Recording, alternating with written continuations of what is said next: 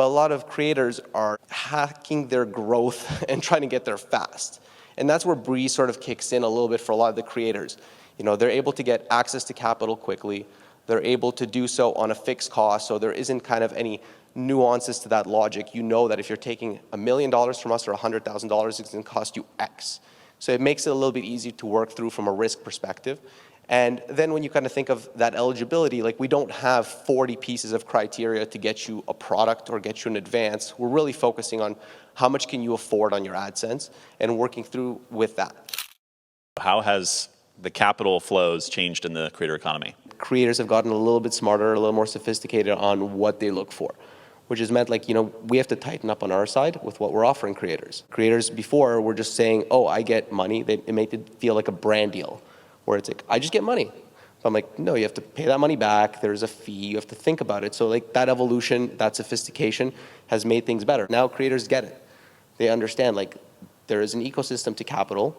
There's different products out there. They're going to come with a cost. It's not just this black box anymore. If no one's telling you what it costs a lot. Like you think of that restaurant where they don't have price on the menu.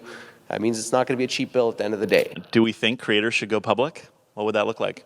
I'll give you our experience is most are not ready for that kind of exposure, that kind of reporting, that kind of structure, that kind of, you know, requirement to run their business.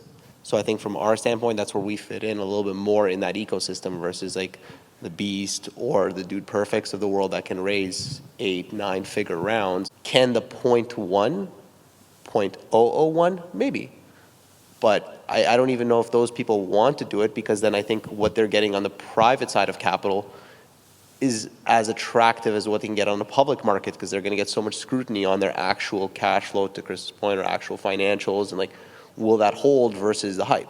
Let's think ahead to the future, right? What predictions do you have for the next, 12 to 24 months? It's a little bit different of approach, but I mean, what we've seen, we call it going backwards 12 months, and then thinking forward is a little bit of a more conservative approach of how we started. I think everyone came guns blazing to give creators capital, and then you kind of stepped back and said, wait, they can't actually afford to pay you back. The math doesn't make sense. And then we sort of stepped back and said, well, let's be right-sizing the deal to the creator, making sure they can grow into that money, and then continue to grow with them. You know, the gorilla in the room that used to just write a blank check to crazy multiples that never made sense. Think of the same thing with like the VC or the M&A side. If people writing crazy multiples and burning out, that money's dried away.